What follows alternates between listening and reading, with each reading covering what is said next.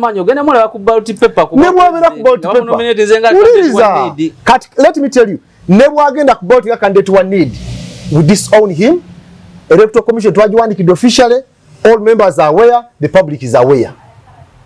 Kubanga bya state bwe kimuwa kijja kuba kikatiriza bulungi kitwe tubagamba, which is okay,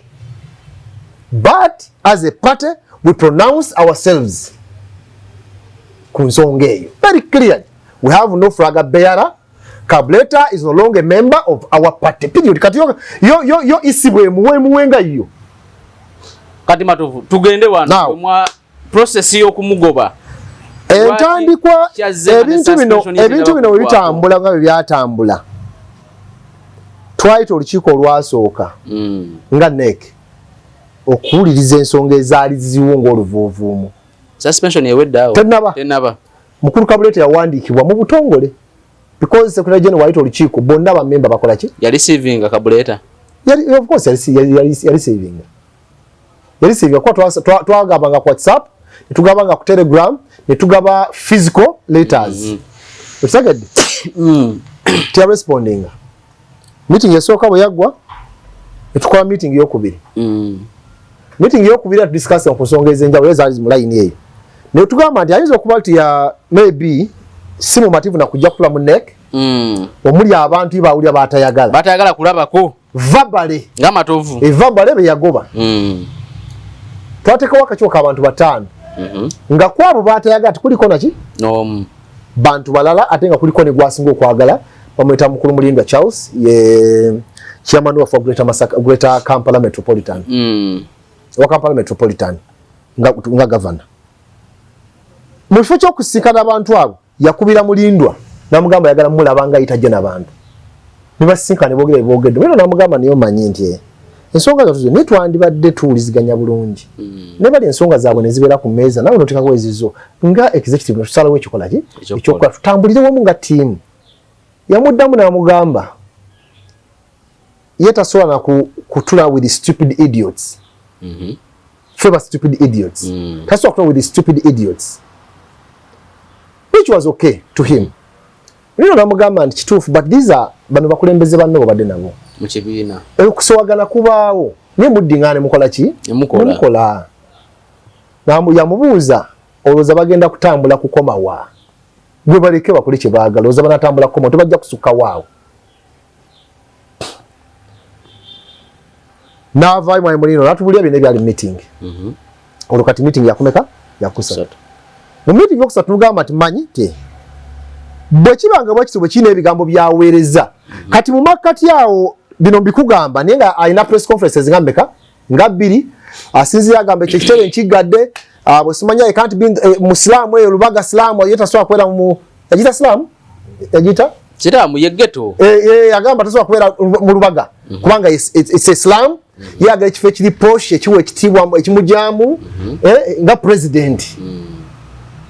makati yao bili kati bizimi meeting zitambula njagala gamba akola ki tuduke tuke ku suspension ona wasinzira okubeera ngo tulaba nkwaniza olunaku olwaleero nkubuuzako nti wasuza otya wasiibye otya oli otya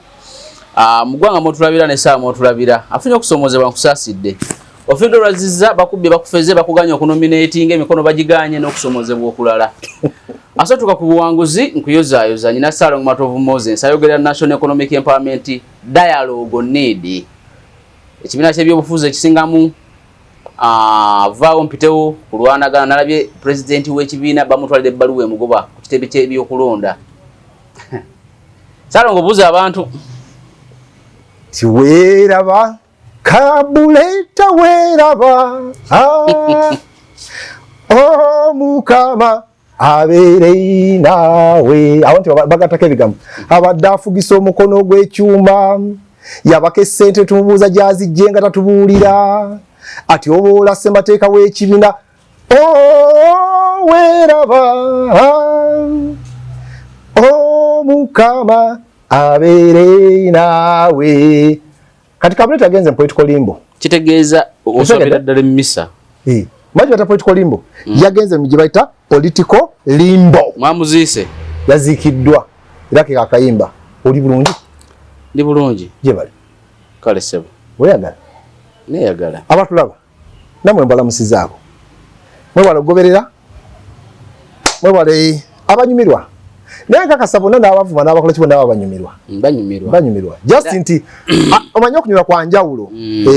era afuna byagira n'akyankana that's why they follow otherwise singa tebabyagala ate ekyokubiri nze sitwala muntu atekawo negative post ng'omulabe because owo kitwira negative criticism naye ng'ate kuyamba oba oli okwetereza kitegeera kati yanayogera newaddamu kigi nebino kati byakabeta ate mwe muri mukatemba ate biki but it is okay kubanga at the end of the day mwe mwaga democracy togenda kufuna muntu agenda kwa democracy nga ye mu kibiina kitakola ki tamuyina watutegerekese ntizi obukere ncha ku machane baga nti matovu disciplinary committee kuyita kya buntu bula mugenda mu disciplinary committee no ulira bye regardless oba omumyuka wange yagikulira oba yera yagikulira kasite kibera nti gye bansindi si just go because oba okuza demokrasia mu kibiina kyo n'embeera efaananako obwenti naye kati ekizibu kye tuba nakyo amuntu ate ebyo kati ate lwaki olwebangaye lwaki mwagubye nanyini musajja yakolera n'agula ekibiina kye maani twagala demokrasia mu kibiina bwe tosobola kuba na demokrasia mu kibiina kyo tolimba bannayuganda tosobola obbawa kubanga tosobola gaba kyotakola ki kyotayina tusimbule so finally honorable mwite honorable oba mister munnamawulire okay Mr. Kabuleta nidia munnamawulire Kiza Joseph Kabuleta obuzibu eyabweretera regede Kabuleta yeretera obuki obuzibu baluwayo wano kakati nagenda mu political limbo era bwe tuba tusabira abantu we batyo tuwayo akayimba kali kentanisiza Kabuleta weraba Mukama abiri nawe wiraba Kabuleta weraba Mukama abiri nawe oyo nitumuteekako ettaka mu byobufuzi kubanga kyempulya mu mutima gwange muli kiŋŋamba muli okunominatinga najja kunominatinga mu mutima gwange kiŋŋamba mbu okumanya ali ku zero as nomination butaginominatingayo yadde independent nokumulya kiri mutima gwange nze mutima gwange ekirimu olunaku lwe tukoze sheno lwakubiri nomination zitandise president yabamaze mu nominating era 23 naye leero taliiko kuba nominating leero kati ate enkya subina bakufuluma naye nze mutima enkya erasidde naye nze mutima gwange guŋŋamba mbu ali ku zero ali ku zero bwe bijja nga bikyuseemu naye mpulira ali ku zero kale era tunagamba state yamuyambye nnyo naye olweyamba n'enyigiriza ne bigaana kati kiki oyogera ku nominating nga independent nabete biyinza obutasoboka oli mumenyi w'amateeka naawe ate ekizibu kati kakule bayira wala ekizibu ukiva bwe bakuwa sente zikozese bulungi katulaba tuli wano nenya nentikula n'ofunako oluvuuvu ba natikudde bw'osooka manyi kyo kyensooka okukola sooka nenkwokyayaawo nga tunatandika na sho n'otambuuza ebibuuzo byakabi ebiyaga nti watikudde bakulabeko ewa nsooka nenkwokyayaawo emana tikudde obukadde wange yasooka wansoba okoze miliyoni nasooka ngikwota tunajja ku sho katugenda okujja ku sho oyogera ovumbeera n'obutayogerera ddala kakati ye bamuwa ne sente nazikozesa bubi abamawulire tazibawa abamawulire bamubanja akola ebintu ebiri posh abamawulire bavayo nga babanja nabagamba bintu bye kubirayo gwomanya akola ku bintu bye nakati bamubanja kati ate banaba tanominatinze anabasasula oyo kati agenda atambula ne baani ate batanominatinga nti kyekibuuzo kabatieta kutambula na muntu olaba olunaku lw'ogi yabadde ku isi ng'atudde mu kayumba k'embwa wali bw'oyingira bwoti mu isi waliwo akayumba k'embwa akali awo abayingira nezikuwunyako oba olina bomu oba tolina bomu abasirikale ne bakwisaako obuuma nga bw'atudde bw'ati ng'omunaku asembayo talina akamwerekedde si mukyala we si mukwano gwe si kiki ate oli kyaliwe gwe waŋŋamba munnamateeka owa pulibagaini yamutomeza ne kiggwa naawe kati kyaliwe ye takyali naye ate kati otomeza omuntu n'akitegera ogoba wooli yabadde mu kayumba k'embwa bwandi ali bwati nja kuwa ebifaananyi ojja biraba ali bwati badda ku masimu kati bagenze omusaavinga alaga n'asoma ebbaluwa alaga take your bullshit ne munnamateeka alina omusaavinga byabannamateeka ssebo nalabye naalongo ya musaavi yes memba wa kibiina bwe twatumya mu deliveringire ebbaluwa munnamateeka wange ate twayalinge munnamateeka tu delivereta atagenze mu kooti duli twali ku isi twali ku isi nga tutula mu nsonga yalabikayo naweereza lawyer naye nga ne lawyer gwaweereza tabimanyi byawoza lawyer teyamubriefinga ku nsonga zino zonna kubanga lawyer omubriefinga ku buli kimu weeraba Kabuleta weeraba by the way guy yafudde kati kiki ekyabasikiriza kati twalabye omusajja nga yalengeregeze ku miwa bwati amazima ga Katonda mutandike ebyo bireke ngenda kuwa ekifaananyi soko okimpe nkirabe mpe simu ye oba yeno gye mukoze lete simu yange aleta eri endala actually eno gamba Vivian yakuwe ku simu atekeko ekifaananyi nga nengeregezo ziraba bwoti akirete okitegeera gaya azimbye olubuto aliyanga abadde nga ali ebijanjalo byakawukuumi nebambi nedda tewabirabye kyonna kyenjogera ogera kiraba njagala mwawukane mu yatunudde bwati omanyi alinamu obuzibuzibu yaludde bwati ngali bwati awolongose bwati manyi planning ekubuze plan yali ekubuzeeko yali embuzeeko nobanga tomanyi gyolaga bazako gye basazeeko omuntu opapala papazi leeta manyi ono omwana bwe mugamba ebintu nagamba soogera bye siina biki ebyo ate kijjaako buulira abantu biki ebyo tekijjaako owa kamera kimuwe onakifulumya nakikuwa nokifulumya kati buulira abantu abatulaba nedda ssebo jankulage n'olubuto kino kyo kirabye babuulire babuulire owa kamera oba simanyi oba osobola okuzuuminga wamba oba osobola okuzuuminga zuuminga wamba oba osobola engeragezo zirabye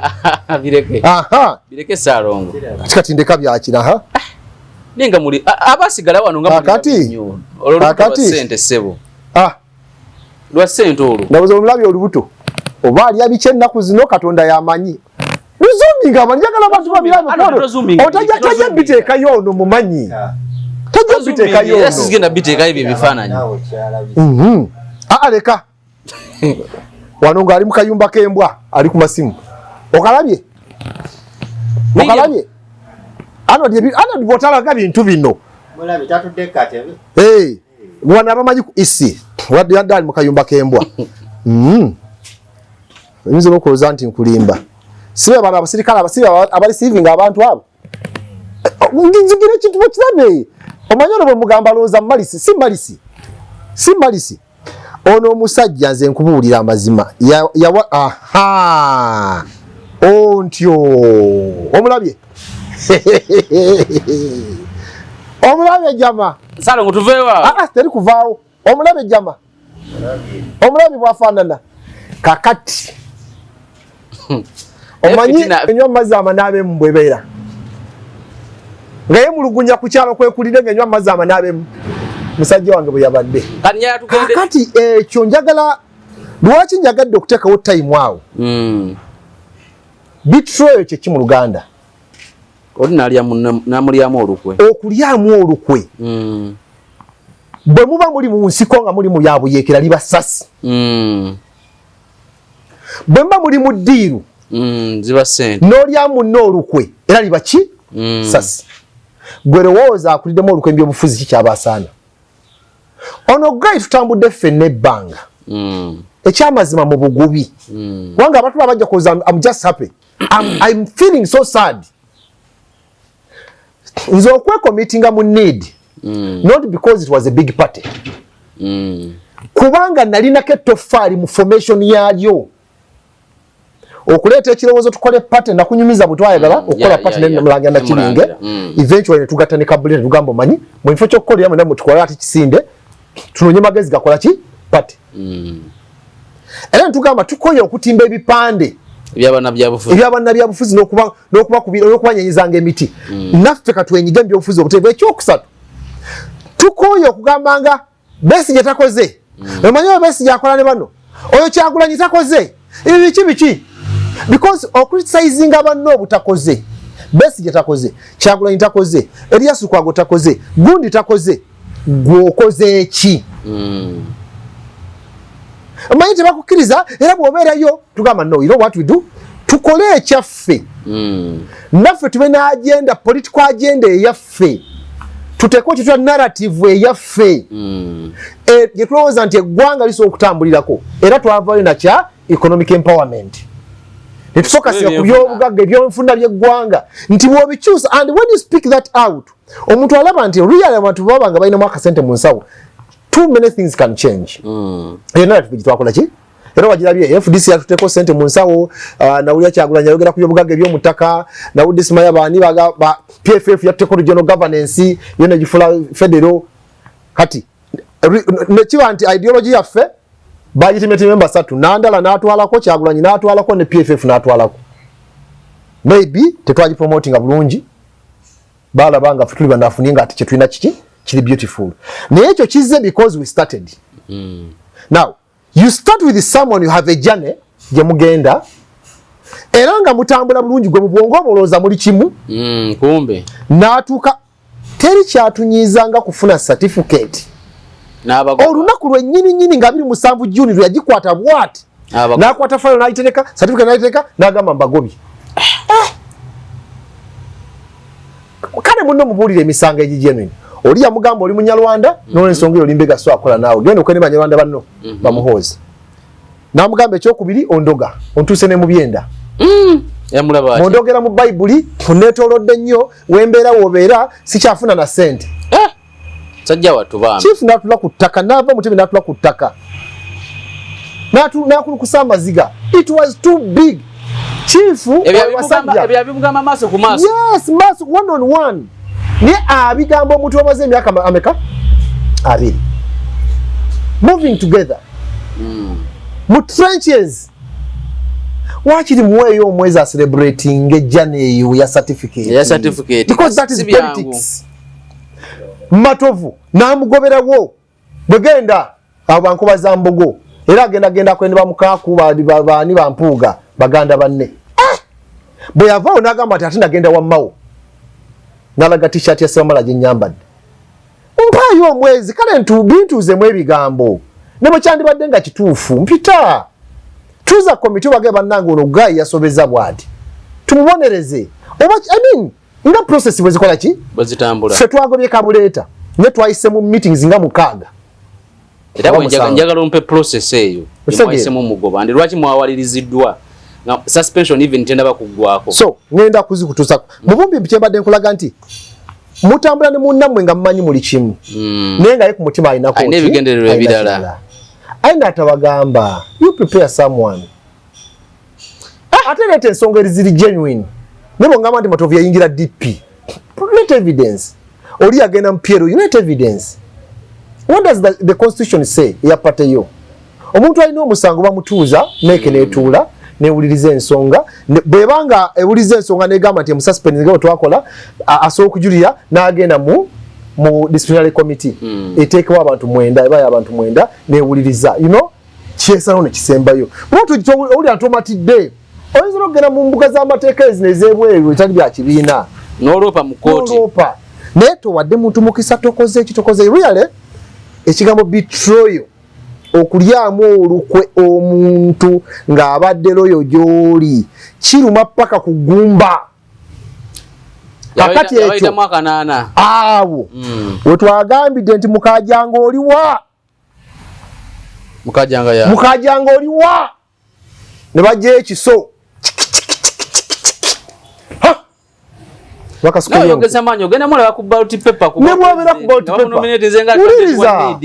let me tell you never agenda ku ballot candidate one need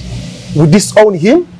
electoral commission twajiwandikidde officially all members are aware the public is aware kubanga ebya state bwe kimuwa kijja kuba kikatiriza bulungi kitwe tubagamba which is okay but as a party we pronounce ourselves ku nsonga eyo very clearly we have no flag bearer Kabuleta is no longer a member of our party. Period. Kati yo isibwe muwenga iyo. Kati matovu tugende wano mwa process yo kumugoba. Entandikwa ebintu bino bitambula nga byatambula. Twaito olukiiko olwasooka nga NEC okuwuliriza ensonga ezaali ziwunga oluvuuvuumu. Suspension yeweddawo tenaba mukulu Kabuleta yawandiikibwa mu Butongole because Secretary General waito olukiiko bonna ba member bakola ki yali receiving Kabuleta of course yali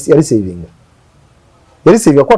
twagabanga ku WhatsApp netugabanga ku Telegram netugaba physical letters usagade tia responding meeting yasooka bwe yaggwa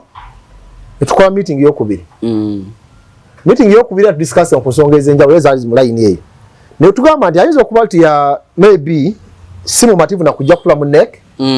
omuli abantu ibawulya batayagala kulabako vabale nga matovu vabale be yagoba twateka wakachoka abantu batano nga kwabo batayagala kuliko naki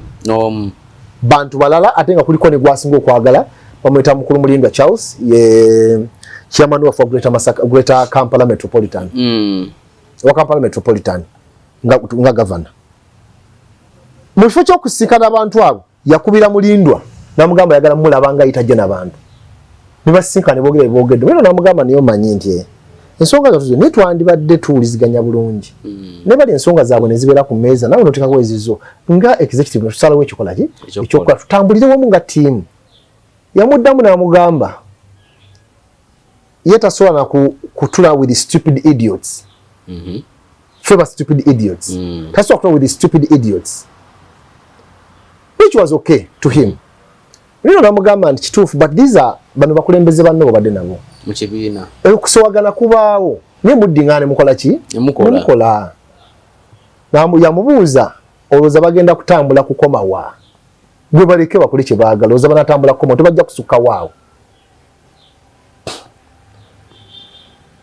n'avaayo mwayimulino natubulya byonna ebyali meeting olwo kati meeting yakumeka yakusatu mu meeting yokusatu tugamba nti manyi te bwe kibanga bwekityo bwe kiina ebigambo byaweereza kati mu makkati awo bino mbikugamba naye nga alina press conferences nga mmeka nga bbiri asinzira agamba ekyo kitebe nkigadde bwe simanya I can't be musiraamu eyo lubaga silaamu yetasobola kubeera mu yagita silaamu yagita kiraamu yeggeto agamba tasobola kubeera mu lubaga kubanga it's Islam yagala ekifo ekiri posh ekiwa ekitiibwa ekimujaamu nga president makati yao bili kati bizi meeting zitambula yagala gamba akola ki ya tuduke tuke ku suspension tujimalirize wangambi yagala nkwe process wangambi yagala nkwe process njibuke ejibuke process twagikola ko day katwachi waddo jimbuza genda ku suspension ekyatambula twamuwandikira kye tuyita summons neke ne muyita kati this time Lwampaka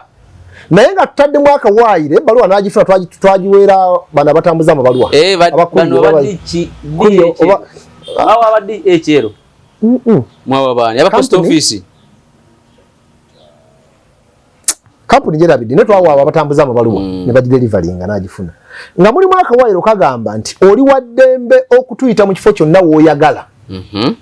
tutule si Lubaga gwe wonna w'oyagala tutule oba munyonyo batuna Nairobi lwaki kubanga wantayagala Buislamu katwamu ebbetu tutule wonna wayagala nga wali security jayagala wali convenient mu kifo kimuwesa kiki ekitiibwa yagaana baluwa teyagiddamu ne yali delivered and twafuna received copy ekyavaamu netulooza olukiiko tugamba ono alabika afuuse kiwaji kati si mukulembeze kubanga nekenza kuwa byonna process zonna nga bweziwulire n'ogaana netumusa spending ennaku 9 okuvanga lumu August mu makati mu baluwa ya mususpending twateeka mwaka waayira akagamba nti mu nnaku 9 tobaako na kintu nakimu kyokola ku lw'ekibiina era tugenda kuba twetegereza enneeyisaayo mu nnaku ezo 9 ekinaatuwaliriza okulaba wezinaggwerako obanga bonaaba otambudde okusalawo ekiddako tokozesa logo ya kibiina tokozesa kintu kyonna kya kibiina kyokose kyonna yes yagenda maaso n'atongoza ekifaananyi kye ekyokwesimbawo nga kiriko logoza ekibiina era naddamu n'alangira n'agamba ye president general w'ekibiina era ye flag bearer wa naye nga ekibiina tekyamulondako nga kuba flag bearer. Njagala ekyo kitegeere. Ekibiina kironda kitya? Ekibiina delegates conference yeronda. Actually bwe tulanga nga bwe twalanga nga ennaku z'omwezi zaaliba 2 zaaliba 4 bwe watu 5 awo twalanga nti ebifo byonna bikalu n'ekya president general kikalu yenna akyagala nga NEC waddembe okuteekamu okusaba kwe. Awo yakola press conference n'agamba ebayogedde aganye ekigambo bullshit ebayogedde that's bullshit don't consider it ne card n'atongoza ye yagaba card zino kubako omukono gweyogera bingi byonna byabikola mu budde bwa suspension. Awo tetuna suspending naye tu opens up okusaba teyasaba tetwafuna omuntu n'omu akola ki asaba. Therefore delegates conference teyatuula kuba tewaaliwo kusaba muntu singa yali asabye delegates conference yanditudde netula mu nsonga maybe ne mwa flag ekitakola ki kitasoboka. Ekyo kiri mu article 65 part B wegamba nti osaba tebasobola kukulonda wala kwate tulina semateeka wa kibiina wa tebasobola kukulonda tulina semateeka wa kibiina anti bonaza bwe tugenda kweta n'obwayiro bulabungi etujje buleta tetulwaki tetubule bwembigenda mu nti tubudde butono nenga yo mwina nsemateeka nakamusoma gumu 2 mwina nawe ogenda obuze byekito nakamusoma gumu 2 wano alete simu mpa chapter letters gulewo sono mwana abadde ki kati ekyo kikuyo oyagala nnyo ebintu by'empaka oyagala ebintu by'empaka buli kaseera kukayana ate kukayana nawe nkadula kitupa tukayana ebbaluwa zonna nazireceive nze eggulu wetaaga kugoba naawe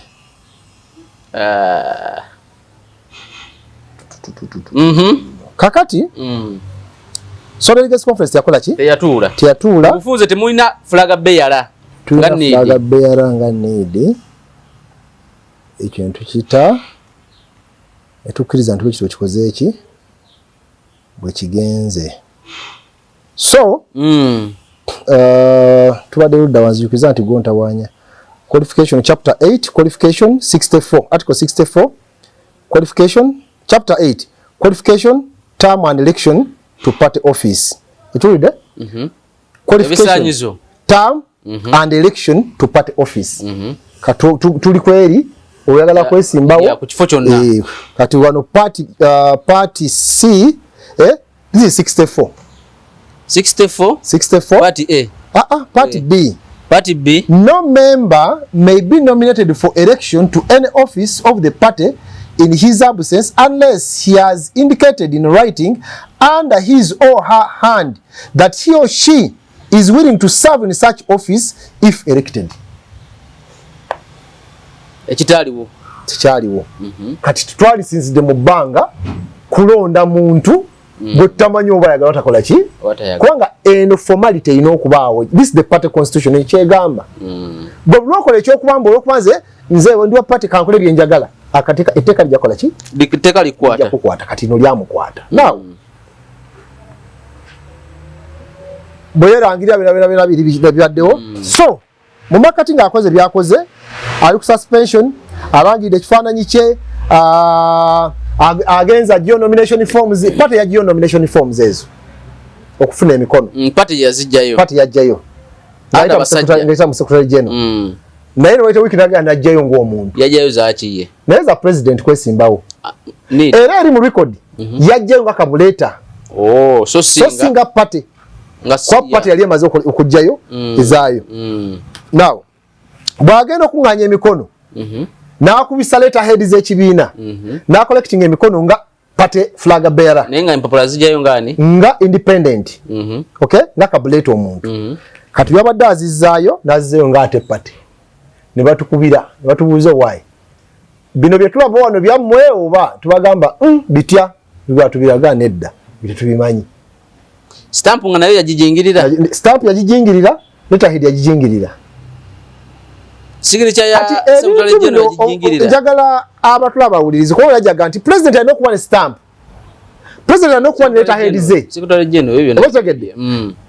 buli office esokuba n'empapula zaayo nemba ne standard nti letterhead ya president logo ya esooka waggulu wansi wabeerako office of the president bw'oba ya secretary general logo esooka waggulu wansi wabeerawo office of the secretary general oba ntegerekese eyo no lwakuba ndowooza ekifaananyi kindi wano alibadde njikulaga simanyi mpeera Edwin anoonyezeeko ku bbaluwa gyeweereza mu electoral commission weeri bali nalangira goono olabe format bwekola ki bwefaanana olabe nene bbaluwa ya Mugobye bwekola ki bwefaanana yeyo giina naye mbali yajawanika mu gundi mu isi naye ng'akira yiminganga needi anti yo olwo wa needi anti olwo yali agoba juga tumugaana okukola omulimu gwonna ku lw'ekibiina naye agenda mu maaso goba secretary general n'omwogezi ng'awandiikira isi mu butongole ate ye ali ku suspension kati yawandiikira isi akola emirimu gy'ekibiina egirimu n'okugoba abantu expulsion oba dismissal so si suspension but expulsion or dismissal kakati bw'akikola ekyo tekyali kirungi netugamba mu makkati wano ng'asaavinga ennaku z'ekyenda atandise n'okugoba abantu akyali mu suspension suspension tugambe tegeeza wenaggwerako ayinza okuba nga ekibiina kyonna akifumbula akikoze eki naye jjukira abikola mu bumenyi bw'amateeka kati okutaasa ekibiina obutateekawo nnyo mbiibi eyo nakweyongera mu maaso olw'obulungi bwa pate nga bwe nagenda nti pate eba y'abantu si ya muntu kituufu neeke yatuula neyisa resolution tuyite national council mu kibiina kyaffe ye organ erina ku maanyi okusinga neeke era esalawo ku nsonga ng'okugoba abantu ne president nga mwali Mugawayiro yes leeta tulabe baluwa ye kati njagala olabe ebbaluwa ye ogirabye ye wefaanana kankole bwe nti ndowooza weba teddukeko poza simu ina ya teknology ati ogirawo ndowooza njira wefaanana ebbaluwa ye kati yali notifying vacancy vacancy notifying isi secretary general and publicity secretary hane tabagalira ddala mu kiki ekyo kizibu kyenga muntu kati njagala nuwa kamera abirabe njagala tuli ebbaluwa eno olwe bwe yakula waggulu awo bwe yakula ogifuna anodi abakati ogifuna ginsindikire ku WhatsApp jagendayo wali gisindike ku WhatsApp eneri nayo eriyo njiyina yeah okay so ogenda kulaba enjawulo eyo kuno matiya matiya sigwali n'olugezigezi yiyo kweri matiya tojirabe zolode botapinga wegena mubiri kwa gisebinga mirundi ebiri so kati etuuse nkakasa yino njifunye wano so kakati mpate sine mutieniyo National Council ero abo nziza mbi amateeka nira tujja egobeta president pate president tujja kupirimpa mpola kakati president National Council obuyinza bwayo kugoba president tuli ku kyakugoba bikule baluwa ya Mugobye ngambye ginaawo mugoba jimpereza go kenyini bikule baluwa ya Mugobye eri mwaka waayirako wetwa Mugobedde bikule gisome eri mwaka waayiro sijagenda mbingi wano bijja kuntabanya ate akawaayirako ino kasomaawo sebo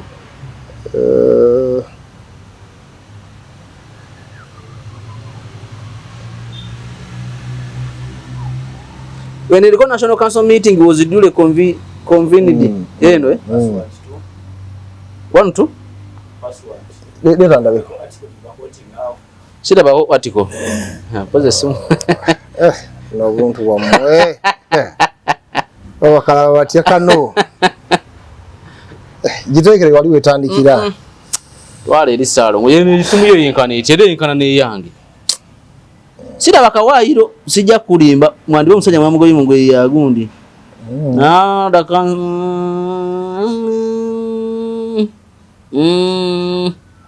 Therefore, upon background, the council resolved to expel you. That one. Akawaii sikalaba. Kali muchi? Ogalo kwata nakali mukali. Era sigundi eyo. Wanu ndoza babi James wa tutwaga namola gabishi. Later serves as an immediate expulsion from the National Economic Empowerment Dialogue Need Party, including from your position as a national chairperson and the party president, following the resolution of the National Council meeting held on 18th September 2025. Minimum disciplinary. Tugenda mu 70, article 70. Member wa season okubeera. Your constitution ye? Soko jipe ko mu gundi nange. Tugenda mu 70 wano.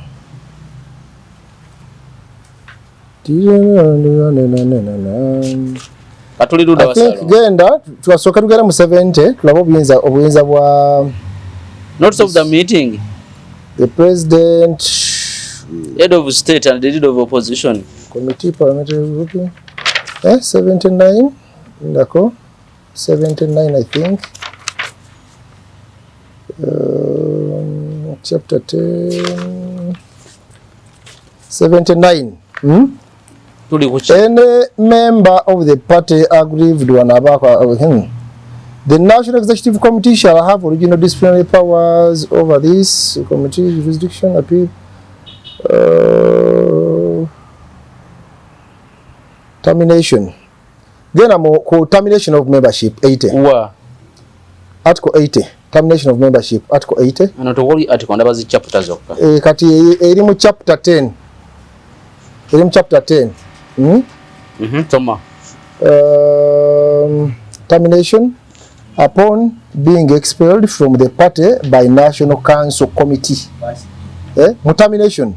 Among the things, mulimu upon being expelled from the party. So kiregeza National Council Committee enough powers to expel a member. Now, bo expelling a executive committee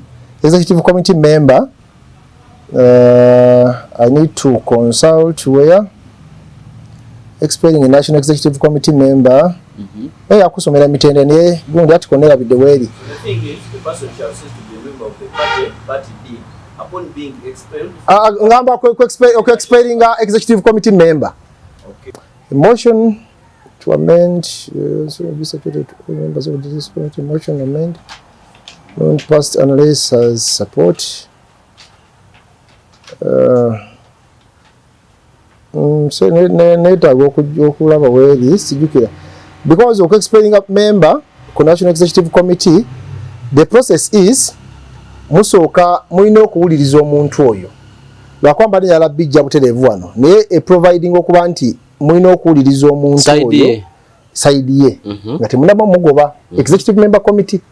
include kati executive member committee president abe executive member committee naye biri byonna byenkuyisizaamu gye mitende gyayitibwamu tumuwulirize n'atawulirizibwa because yakola ki teyajja taddamu tabanyiga nenga receivings. Now secondly, bwe muba mu punishinze nga wano suspending wano mu article 79 National Executive Committee shall have the original disciplinary powers over all members of the party provided that any member of the party is aggrieved by the decision of the NEC in its original jurisdiction may appeal to disciplinary appeal board. Kati singa mutamu disciplining wali yakola appeal twata doji je tuita disciplinary appeal board eberako abantu 9 erondebwa ba member ba kibiina kati ekyo tekyaliwo because he never appealed tiyagenda mu kooti z'ebweru ne mu kiwete yakola ki yakola appeal kana tuba tumwe baluwa eri tumaze okukisinga gino gyonna emitende egy'omuwuliza nga tagigenzeemu takoze appeal then ekyabadde kisembe kyabadde kimu okusinziira ku damage gyali mukola ku kibiina nga National Council ina powers to terminate. So watu wakyali option yonna okujjako okuterminating services ze okubeera president general wa party okubeera chairman wa party ne membership ne mujibwako. So mu bufunze ebisatu kabikujiddwako you cease to be a member of the party. era wano bagamba with the moment you are termination era wano bakugamba nti you cease to be a person shall cease to be a member of the party article 7 article 8 kasitebi kujibanga ozeki so je mitendera kwanti bali njagadde nnyo ofuna akawaayiro exactly akakulaga emitendera ngabwe nenga bwe njukwambe bwe giri omuntu mumuwuliriza omwana omuwuliriza bwemba temumatidde mwongerayo bwemba temumatidde byonna bina process wagikoze eki so mwamukiriza okumugobera ddala so suspension yete naba kugwako anti olwa damage gye twalabi gyakoze okupata gwerowooza oli ku suspension kale yaligenze nakunganya emikono ebyo ekyo twali tumusobola okukiteesaako naye ate n'ogenda mu maaso n'ogoba ne bamemba 67 jimpeeko nyisome wano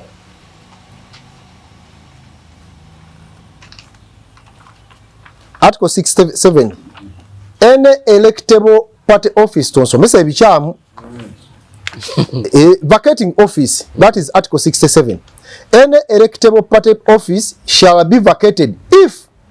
the incumbent thereto dies, resigns, is expelled from the office, suffers from permanent or ceases to be a member. Kakati anti bayagala mitendera kuba kati njagala bayagala mitendera make member wa filamu kati mitendera ya kajibwa no anti jembadi mind jompadi nawo kati oli mukuntomeza ataawo any process wagirabye twabirabye naye njagala emitendera ejoko expiringa pate make member yango ginonyaawo mukatundu awo oli awe ya ono yamiko omwogezi tebikwatako ononya ki nja kuyisamu eggaali naye mu bufunze nti emitendera bwogoba make member ono muyisa mu process okuwulirizibwa bwemba temumatidde ne muwa ekibonerezo n'akola apiri mu disciplinary committee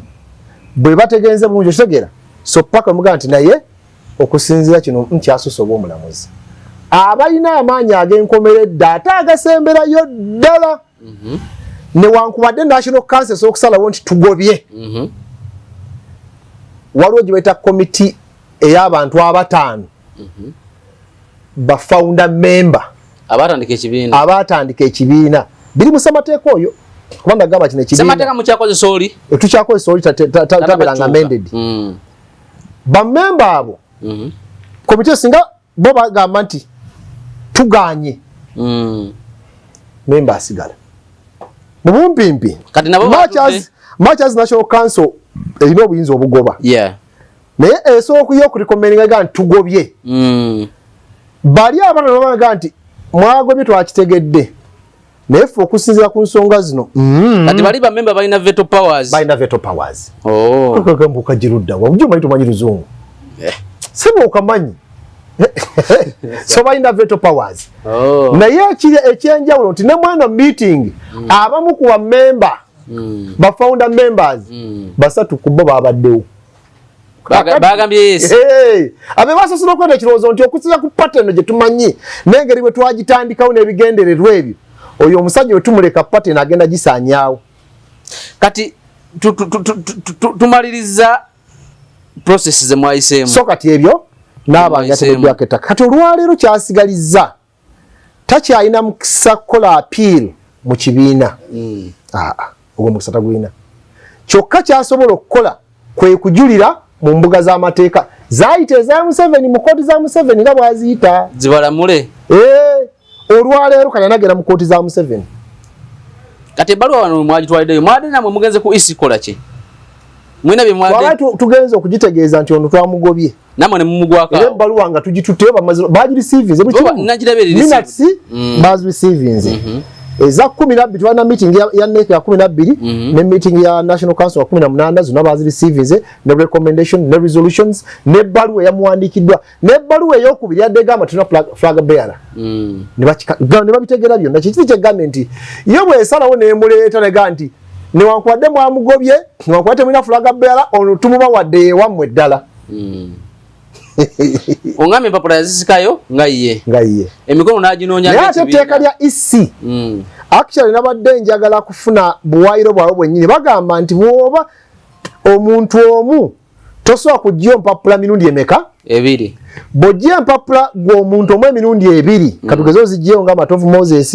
or maybe munakibina nozijjeyo nga Matovu Moses maybe by independent something like that singa bakuzuula bakusasula emitwalo 48 oba okusiba omwaka mulamba oba byombi teeka lya isi bakusasula emitwalo 48 oba okusiba omwaka oba byombi kale kitegeeza nti bwagwa mu kawaayiro nti ate pate yajjayo ane najjayo ane nazzayo ng'ati nga tutenga independent ate pate kitegeeza agwa mu kawaayiro ako okusiba omwaka oba okusasulwa emitwalo 48 oba byombi kakitegeeza ki tasobola kujjayo nga independent n'azigizayo nga munnakibiina etteeka limukwata erya isi kubanga olina okulaga najjayo nga independent oba najjayo nga kibiina kati ate wajjayo nga kibiina ate ekibiina ekyo kirina okukuwa stamp kikikurecommendinga eri wano stamp kikikurecommendinga nominate as a party member flag bearer of which ekyo kiriwo era kati isi bwe ebikola eba yakoze byayo bya kivandulo baba ino tulaga ani secretary general ki oba deputy secretary general ki eyamukoneddeko for recommendation. So Kabuleta yali civils ebbaluwa emugoba yagiganye ko twatugimuwa video bo wagirabyeko najirabye video wagirabyeko najirabye mu nagikuwako nayo nagikuwako gundi video nawo bereko nayo najirabye gwe wajiwadde bali tofaayo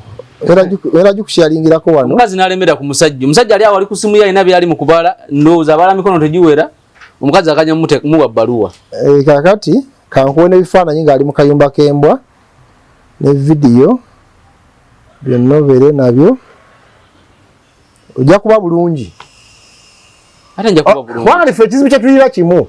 buli kye tukola tukyagalako obujulizi kubanga tudiringa naye alina waalaala mungi kitegeera indako kati ebifaananyi mwafunye fotografa n'amukuba wetudiringa naye alina palapase mungi ono naye kamera ade zoomingira wala okitegedde alina palapase mungi nenalongo okategedde alina palapase mungi kakati mwenda okudiringa naye ngenda kuwa video ndawuze bene kwatira ngenda kuwa video ennungi era ino video bweba etambula bulungi I'm going to share it with you simbi video so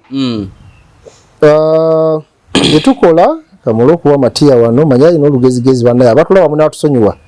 Matiya alina olugezigezi lungi kati yeetaga kukwata bulungi buli kyasaba kimuwe alina olukongolo ayinza okuteekako olukongolo wano si Matiya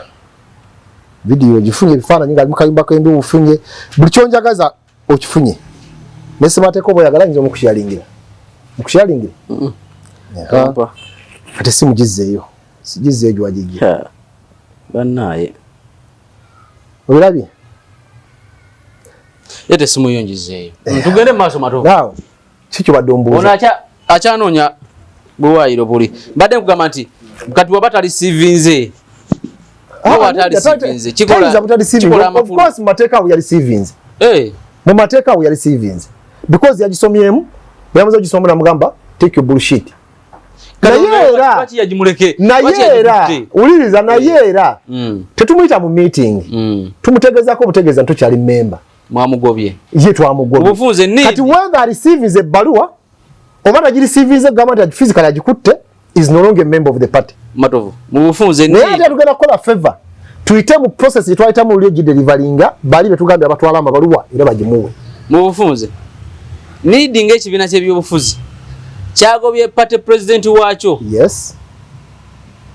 era olwaleero akolanga party president emukulu ogemba Shadrack yoli ali founding gundi member yetolaba ndowooza naye yejjusa nti yatomera obbawo ekibiina aba need ojja mubuuza ojja mukolako interview yako enamba ye kubanga kuba yebawo ekibiina certificate mugifunye mukyusiza bulungi erinnya party gye twavaamu kozi bagitani gye nzijukize mwante gyerabiddemu bagitani kimanyi sigimanyi bagita batya nalongo mbuuza gwe bagitani sigimanyi kati olwayo party gyetwogera bagitani need kati gwe wanga gwe alina nyini party tategerekeka kati wewe ng'oli mu party etegerekanga era gwe president ngeri mivuyo nga gwe president ngeri mivuyo how would you feel wali bantu bangi watali n'atonda malayika ze nera zagugulana ukakananga Lucifer yediini avuddeyo akitadde ng'ate katonda kati chicho bagugulana ero kakana Lucifer ganze byange namwe twawudde ntegedde bulungi sawa ngulira malaika yibe tondera gabozala abana bo tibegira amajambiya noti bana bo obainako control naye katonda enyini ebya kaluma omuyayi namugamba nti nze ekintu kyo kitadde gusigala naabo ababo zengenze mbwa kabaka bwange kankolo bwa kabaka bwange ate olwofa abantu so kiri njagala kujjawo kiri kyogamba nti awula yejusa actually is happening akyokubiri emmotoka etambula yefumula enfuufu kati ogamba waliwo ekitambula mu byemukola byonna olabawo development mu kibiina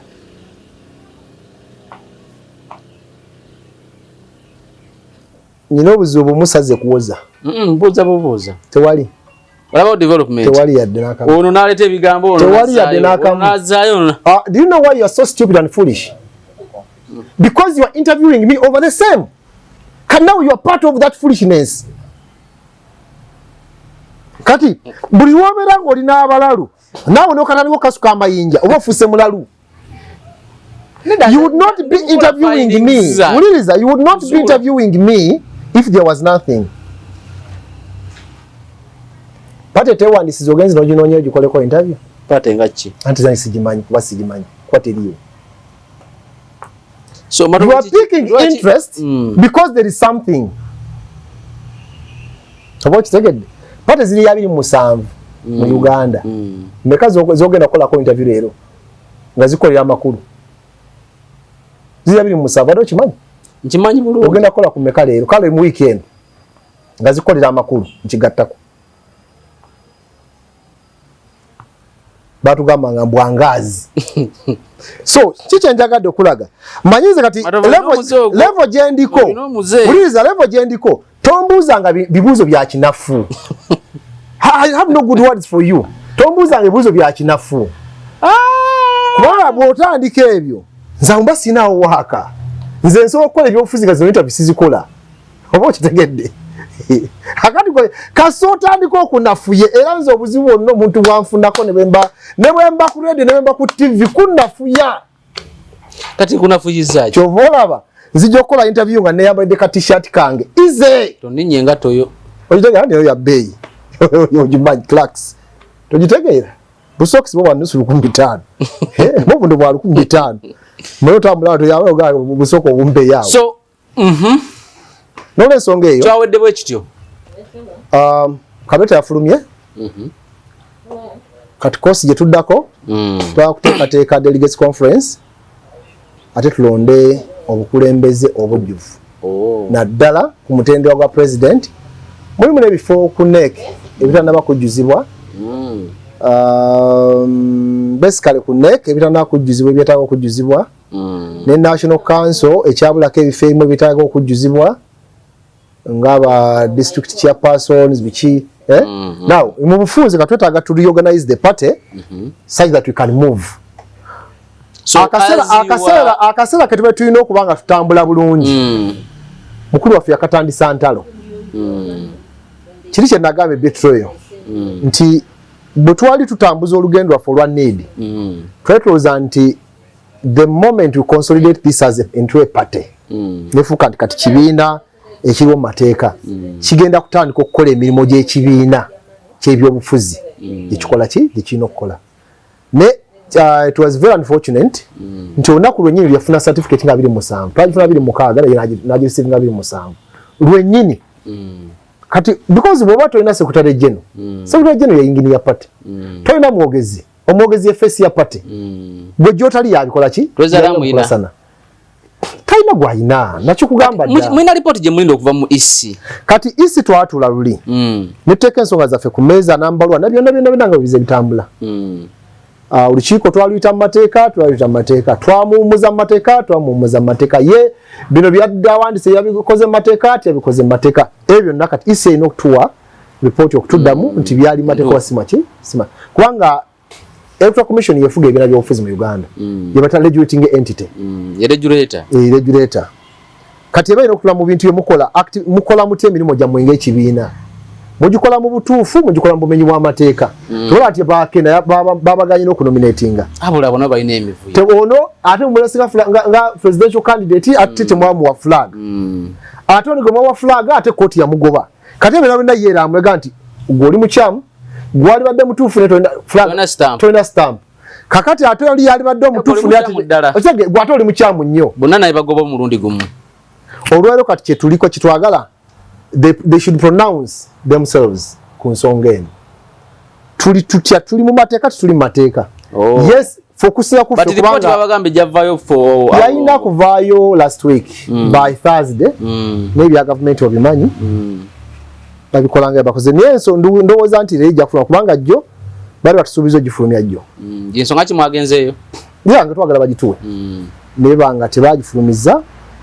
ne batusuubiza leero bajja gifuna nejjuka leero nomination zikoze eki zitandise ndabe president Museveni nga bamunominating naye ate era balina okuba ne report lwa nsonga kubanga Kabuleta baba agenda kunominatinga alina okunominatinga nga basinza ku report gye balina anominatinga nga wa kibiina anominatinga nga independent emikono gyalesi yagiresenga gya kibiina tugikonsalinga nga independent kuba tuweza kubanga walese emikono ng'owekibiina ate ffe tukunominatinga nga independent olina okubanga bagikuŋŋanyiza nga independent era n'ogiyita nga independent oba bagikuŋŋanyiza nga kibiina n'ogiyita nga toyinza gikuŋŋanya nga kibiina fomu wazijjayo nga independent n'ozikomyawo nga ekibiina ate ffe tukunominatinga nga independent okitegeera so kati ebyo byonna byegenda okwamonaizinga okulaba era ffe tulinze decision yaabwe and I'm sure by close of today tujja kuba tulina amawulire agava mu EC ku nsonga eyo yatukoma ono ku nsonga ya National Economic Empowerment Dialogue gyesibyeko nnyo akasajja mbale siyagaana kawa relevance kasajja ki kakana mawulire kannamu maani yali president wongo mukasotegedde yali naawe osibuka empisa wabbye oli luzira wakuta omukazi natandika kuyita mwami Matias mwami Sekanjako ekyamwami kikuvaako because wasiwuza empisa matovu ina fitina no respect is earned ekigambo kya luzungu respect is earned ina fitina ebyo byokola ina fitina eyamba buliriza byokola bye bikuweesa ekitiibwa kati nzo ndaba byenjogera waliwo abatambalamu yadde empeke y'amagezi tebampa katiibwa yadde naaka era wasanga oli agamba akakasajja kantama ogamba kamatovu tombulira lusiraani olwo naye ate waliwo abampa ekitiibwa kati kubbo nkola amakulu kona atammatya sikola ki tokola makulu now the moment omuntu atandika okugaba amatovu nti oyo matovu bagenda mu DP oli agenda mu Pieruinga naye oli musumba nega ku mutima gwo kimanyi nti olimba naye onoonya luwenda lugoba muntu oyo oli pastor kitegeeza nti olina ensonga zo oyagala bagoba niyo obulidde obwo bakola ki obagobera kati ensonga ezo wakito zijja ku mmeeza nti ekyamazima matovu yantama oba matovu ayogera nnyo matovu oyo ayogera nnyo kyenva simwagala naye nnoonyezawo mugobera wambuze kati kaŋŋambe nti yabadde ne Matiya you understand kitegeeza nti nekyogamba nti oli mulokole toli genuine gwe wennyini now why do you want me to accord you respect so oyo munamawulire munnammwe olugendo lwe muniri lwakomyawo asookaddeko mu kyaki yeetereeze addemu alumbe buto si asabira abantu si musumba addemu alumbe buto naye tumuwa amagezi genda mu kooti eza Museveni nga bw'ozoogerako zijja kuwa obwenkanya ezo tugivuddeko saagala kazi kasajja kanzaamu kwogerako maani ebyo biwedde okujjako nga muzzemu ne muteekawo olutalo kibiina okiteeka bwe kityawo saasira bafawunda b'ekibiina basaasire kuba amagezi olina matono kubanga ekibiina kyabwe kyali kitambula bulungi nga temuli wadde lutalo tekyali kitambula nkubuuza bakiyitaani simanyi erinnya lyakyo kati ekyali kitambula obulungi nga tokibeera linnya gwenyini gwekubajje kale kimbuulira erinnya lyakyo sikimanyi nali ndimanyi naye nalyerabira koja tekitambula bakita People's United Movement kyokka nerinnya lyali ddungi lwaki bamunidi balira pum ekibonero kyali ki akabonero kaali ki by then akabonero kaali nte so basically kyekyo kugira ngo yakyo njagaza ekirala naye ebyo byontaddemu byakifala mwana ontwalidde obudde bwange ebyo byekifala mwana tobinzizaamu bannayuganda baagala ekisingako awo nositole baziwuliza ebbanga ddene badde bagigoberera abagigobera abali interested abatali interested ati byakwatako kitegeera kati ate we tuba tuddamu ebyo twatebe tuogera ku nsonga endala olwalero abantu bagenda mu kulonda nomination President Museveni nomination zitandise Ntono Kyagulanyi yasoka ne jimubula yasose ne jibula nenga gisoro mubula kati kankuyigirize kino kankuyigirize kino oyogera ko mumanyi kuyigiriza yigiriza abantu babanjagala bayigiriza bagala emikono 10 mu buli district kati no jene districts 10 je mikono kenda mu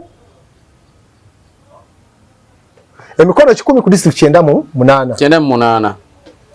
je mikono kenda mu 8 kampe ekyokulabirako Kampala onabo wagize milioni emu ne bagalako emikono 10 kati gano jofuna emikono emitwalo 10 mu Kampala ne bagalako 10 wakiso bagalako 10 onabo wagize wa milioni emu no joita emikono emitwalo 10 sije emitwalo 2 mu district meka ne kweji bagalako emikono ebi ntegerekese kati no jogenda esirironko oyina abawagizibo bali ana mbasatu ne bagala emikono 10 kati no joita jiri ana mweji kwange bawagizibo oyinayo niye Kampala lese emitwalo 10 ntekisoboka ngani atwale je Kampala emitwalo 10 nga bamuseme anti mpuliriza bulungi matofu tugenda koma wano boba tuyagala nkinyonyole programu ento giteekayo okay nyonyola soko nyonyola ne nze tompitanga ku shoyo badde kyakugamba ba councillors nkaaga mbaise one opposite ne chairman wa district yesemba bule ekyo njagala kikutegeeza manyi munvu manyi abamu nemba buulira mazima fenna ngo tugasse wamu opposition need gatte bibina ebirala byonna mu opposition tetulina capacity fieldinga bakulembeze ba candidates mu buli kifo mu Uganda tweyanziza wonna obadde osinzira okubeera ng'otulaba olunaku olwaleero tukome wano Saalongo siwe tujja kutandikirawo olunaku olulala akuume atakuumira mpeera wangale n'olw'ensonga eyo ab'Emakindye twabaleetedde omulangira Nakibinge Jjojjuuko ye mukulembeze ye mmeeya gwe twagala abantu b'Emakindye twabaleetedde omulangira Jjojjuuko Nakibinge abamumanyi naddala abakyala bamwagala nyumba azanya ebinna Uganda alina akalevu akalungi akalevu ke kabasanyusa abantu b'e Lubaga mulina owekitiibwa Kasibante Moses nedda soka oyogere ku mukyala w'Emakindye omubaka ate ab'Emakindye twabuwadde omubaka wa parliament Makindye West omukyala Vivian Asiimu kiina ebiiso kyonna kitunulira ddanga ekigenda ng'ekiteesa ekirungi naye omuntu ateesa obulungi omulabirawo mu ntandikwa nti yajja kuba muteesa bulungi kyasoma